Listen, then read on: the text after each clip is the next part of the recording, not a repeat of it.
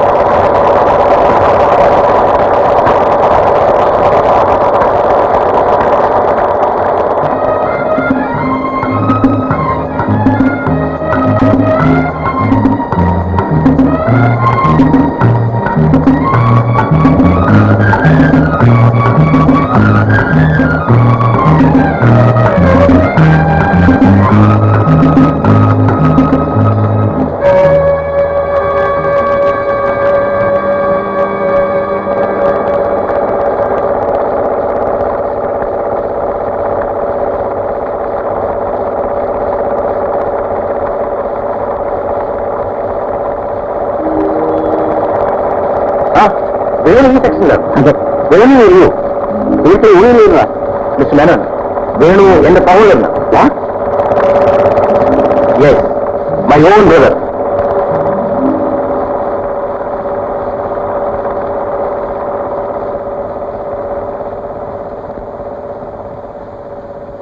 Mister Menon, Onam ബോണസിന്റെ കാര്യമാണോ എഴുതി വെച്ചിരിക്കുന്നത്? അതെ സാർ, എല്ലാ കൊല്ലം ഓണത്തിന് ഒരു സമരം മതിയുള്ളതാണ്.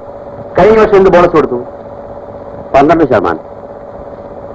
ഉച്ച കഴിഞ്ഞ് തൊഴിലാളികളുടെ ഒരു യോഗം വിളിച്ചു കൂട്ടണം. എനിക്ക് അവരോട് സംസാരിക്കാം. സാർ, എന്ത് പറയുന്നു? അതൊരു നല്ല ആലോചനയാണ്. ഞാനൊന്ന് വിളിക്കാം.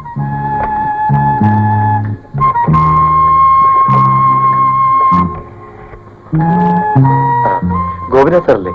Yes, Gopi. Good morning sir. ഞാൻ MRA. Hello, good morning. നിങ്ങളെ പറ്റി എല്ലാ വിവരങ്ങളും മിസ്റ്റർ മേനോൻ എന്നോട് പറഞ്ഞു. ഞാൻ മില്ലിലെ തൊഴിലാളി യൂണിയൻ നേതാവായിരുന്നു. അഭിപ്രായ വ്യത്യാസങ്ങൾ കാരണം രാജിവെച്ചു. ഇപ്പോൾ ഒരു പുതിയ യൂണിയൻ ഉണ്ടാക്കാൻ പ്ലാൻ ചെയ്യുകയാണ്. Very good. മില്ലിൽ ഒരു എതിർ യൂണിയൻ കൂടി ഉണ്ടാകുന്നത് നല്ലതാണ്. ഞാനെന്നും മാനേജ്മെന്റ് സപ്പോർട്ട് ചെയ്തിട്ടുള്ളൂ സാർ.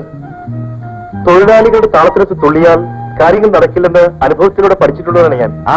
അങ്ങനെ ഒരാളെയാണ് എനിക്കും ആവശ്യം. I will give you full support. വളരെ നന്ദി. ഞാനിപ്പോ വിളിച്ചത് ബോണസിന്റെ കാര്യമെന്ന് പറയാനാണ്. എന്റെ അഭിപ്രായം ഞാൻ കുറിച്ചു കൊടുത്തേക്കാം. സാർ അതുപോലെ ചെയ്താൽ തൊഴിലാളികളെല്ലാം സാറിന്റെ പോക്കറ്റിൽ കിടക്കും. നിങ്ങൾ ഇങ്ങോട്ട് വരണം മിസ്റ്റർ MRA. നമുക്ക് ഒരുമിച്ചിരുന്ന് കാര്യങ്ങൾ ചർച്ച ചെയ്യാം. വേണ്ട സാർ, ഞാനിപ്പോൾ മില്ലിൽ വരുന്നത് നന്നായിരിക്കില്ല.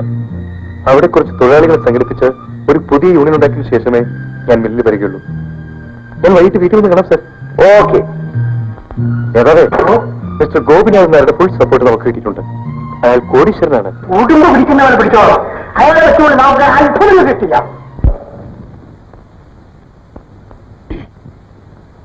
എന്നെ മനസ്സിലായില്ലേ? ഞാൻ ഉണ്ണികൃഷ്ണനാണ്, മംഗലത്തെ. അപ്പച്ചിനും വേണം. നീ ആളാ മാറിപ്പോയല്ലോ. ഒത്തിരി വർഷമായില്ലേ കണ്ടിട്ട്? അതേടാ, ഞാൻ മടങ്ങി വന്നിരിക്കുകയാണ് നിങ്ങൾക്കെല്ലാവർക്കും വേണ്ടി. പക്ഷേ ഞാൻ ഈ നിലയിൽ വന്നത് എന്റെ അച്ഛനും സഹോദരനും ഇഷ്ടപ്പെട്ടിട്ടില്ല. നീ എന്നെ കാശ് വേണ്ടെന്ന് പറയാൻ വന്നതായിരിക്കും. നിനക്കും എന്നോട് പിണക്കമാണോ? എനിക്കൊരു പിണക്കവുമില്ല. തീർച്ചയാണോ? എങ്കിലിരുന്നാട്ടെ. പ്രിയപ്പെട്ട സഹോദരങ്ങളെ, വർഷങ്ങൾക്ക് മുമ്പ് എന്റെ അച്ഛൻ ഈ ഫാക്ടറിയിൽ ഒരു തൊഴിലാളിയായിരുന്നു. ഇവിടെ നടന്ന ഒരു തൊഴിൽ സമരത്തിൽ പോലീസ് മർദ്ദനമേറ്റ് അദ്ദേഹം ഇന്ന് കിടപ്പിലാണ്. എന്റെ സഹോദരൻ വേണു ഈ മില്ലിലെ ഒരു തൊഴിലാളിയാണ്, നിങ്ങളുടെ പ്രിയങ്കരനായ നേതാവ്. അങ്ങനെ ഒരു തൊഴിലാളി കുടുംബത്തിൽ ജനിച്ചവനായതുകൊണ്ടാണ് ഞാൻ നിങ്ങളെ സഹോദരങ്ങളെ എന്ന് സംബോധന ചെയ്തത്. ഇന്നു മുതൽ ഇവിടെ തൊഴിലാളിയും മുതലാളിയുമില്ല. നമ്മൾ ഒന്നാണെന്നുള്ള വിശ്വാസത്തോടു കൂടി നമുക്ക് മുന്നോട്ട് പോകാം. 20% ബോണസ് വേണമെന്ന് ആവശ്യപ്പെട്ടുകൊണ്ടുള്ള പോസ്റ്ററുകൾ ഞാൻ കണ്ടു. മില്ലുടമയും നേതാക്കളും ചേർന്ന് നടത്തിയ കോൺഫറൻസിൽ 25% ബോണസ് നൽകാമെന്ന് മില്ലുടമ സമ്മതിച്ചിരുന്നതാണ്. അത് നിങ്ങളെ ഇതുവരെ അറിയിച്ചിട്ടില്ല എന്ന് ഞാൻ മനസ്സിലാക്കുന്നു. ഇവിടുത്തെ നേതാക്കളുടെ കൈകൾ ഇതിന്റെ പിന്നിൽ പ്രവർത്തിച്ചിട്ടുണ്ടോ എന്ന് ഞാൻ സംശയിക്കുന്നു. ഏതായാലും കോൺഫറൻസിൽ തീരുമാനിച്ച 25% ബോണസ് നിങ്ങൾക്ക് കിട്ടുമെന്ന് ഞാൻ ഉറപ്പു തരുന്നു. വർഷങ്ങളോളം ഈ മില്ലിന്റെ അഭിവൃദ്ധിക്ക് വേണ്ടി പണിയെടുത്തിട്ട് വെറും കൈയോടെ പിരിഞ്ഞുപോയ പഴയ തൊഴിലാളികൾക്ക് സാമ്പത്തിക സഹായം നൽകുന്ന കാര്യവും ഞാൻ ആലോചിച്ചുകൊണ്ടിരിക്കുകയാണ്. നിങ്ങൾക്ക് നന്ദി.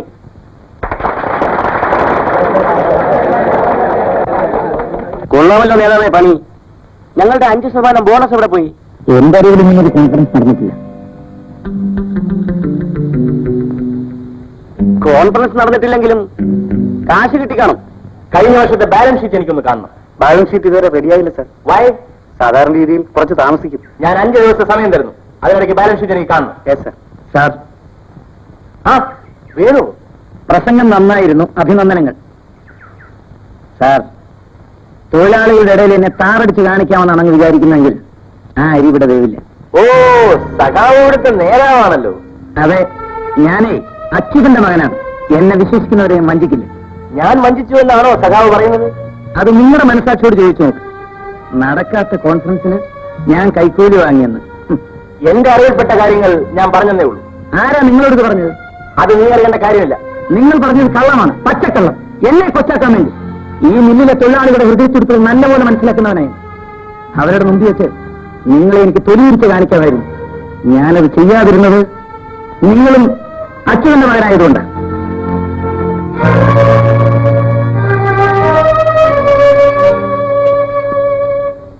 നീ ആക്ഷേപിക്കാൻ വേണ്ടി അവൻ ചെയ്തതാണെന്ന് എനിക്ക് തോന്നുന്നില്ല. ആക്ഷേപിക്കാനല്ല ചാ, ഒറ്റപ്പെടുത്താൻ. തൊഴിലാളികൾ പാവങ്ങളല്ലേ? ചേട്ടന്റെ വാചകത്തിൽ അവർ വീണു. ഒരു പക്ഷേ യൂണിയൻ പൊളിക്കാനായിരിക്കും അവന്റെ പരിപാടി. ആ, അത് തന്നെയാണ് എനിക്കും തോന്നുന്നത്.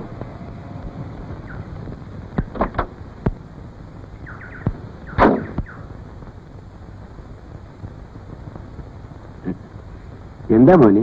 ഞാനൊരു പുതിയ വണ്ടി വാങ്ങിച്ചു. അമ്മാവന്റെ കയ്യിൽ നിന്നും ഒരു കൈനീട്ടം വാങ്ങാൻ വന്നത്. വളരെ സന്തോഷം. മോളെ, ആ പെട്ടിയിൽ ഒരു 2 രൂപ എടുത്തോണ്ട് വാ.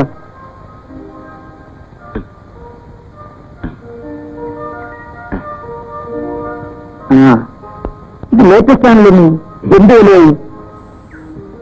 77,000 രൂപയായി. ഹയർ പർച്ചേസ് ആയിരിക്കും. വിലയ്ക്ക് വാങ്ങിയതാ. രൂപ ഗോപി തന്നു. വേദിയെത്തുന്നു. അതെ. നീ വേറെ ചെരുപ്പ് വെച്ചേടാ. എന്തിന്? പണം വാങ്ങുന്നത് ചെരുപ്പ് നക്കലാണ്. ഇത് അവനേക്കാൾ കഷ്ടമാണ്. നിന്നെ കാണത്തുണ്ടെന്ന് ഞാൻ കരുതി. പക്ഷെ ചേട്ടന്റെ പണം കണ്ടപ്പോ നീ വാലാട്ടി. നീ വെറും പട്ടിയാണടാ. വേണു, നീ തിണ്ണമെടുക്ക് കാണിക്കാം. കാണിച്ചാൽ നീ എന്ത് ചെയ്യും?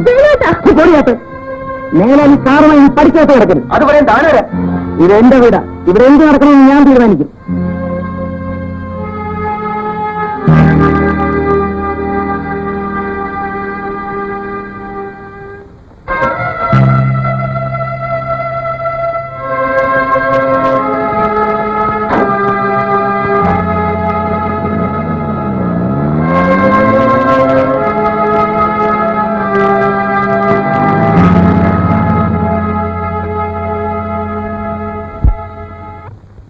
ഗോപിയുടെ അച്ഛൻ പണ്ട് ഫാക്ടറിയിൽ കൂലിപ്പണി ചെയ്തിരുന്നോ?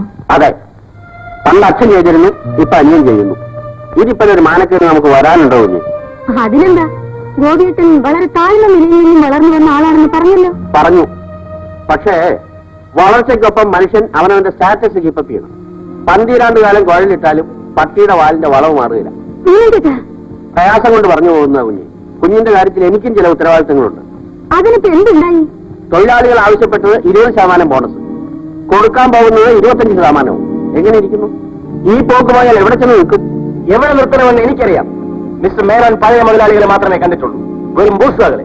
തൊഴിലാളികളെ എങ്ങനെ കൈകാര്യം ചെയ്യണമെന്ന് അവർക്കറിയില്ലായിരുന്നു. ആവശ്യപ്പെട്ടതിൽ കൂടുതൽ ബോണസ് ലോകത്ത് എവിടെയെങ്കിലും കൊടുത്തിട്ടുണ്ടോ? ആ 5% ബോണസാണ് ഞാൻ എറിഞ്ഞു കൊടുത്ത എല്ലിൻ കഷ്ണം. തൊഴിലാളികൾ മുഴുവനും കടിച്ചു തൂങ്ങും. ഫാക്ടറിയിലെ യൂണിയൻ പിളരും. തൊഴിലാളികൾ പട്ടികളെ പോലെ നമ്മുടെ മുമ്പിൽ വാലാട്ടി നിൽക്കും. വിശ്വാസമില്ലെങ്കിൽ നാളെ അനുഭവത്തിൽ കൂടി കണ്ടോളൂ. ശരി ഗോപിയേട്ടാ.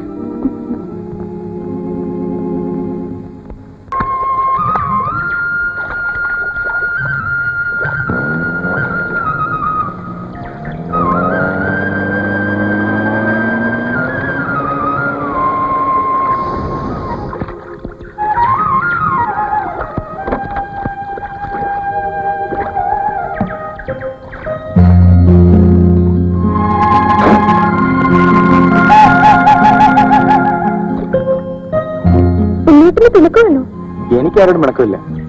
നിനക്കല്ലേ പിണക്കം? ഞാൻ പിണങ്ങിയില്ലല്ലോ. പുതിയ കാറില്ലേ കഴുകാൻ ഞാനും കൂടി കൂടട്ടെ? വേണമെന്നില്ല, ഞാൻ തന്നെ കഴിക്കൊള്ളാം.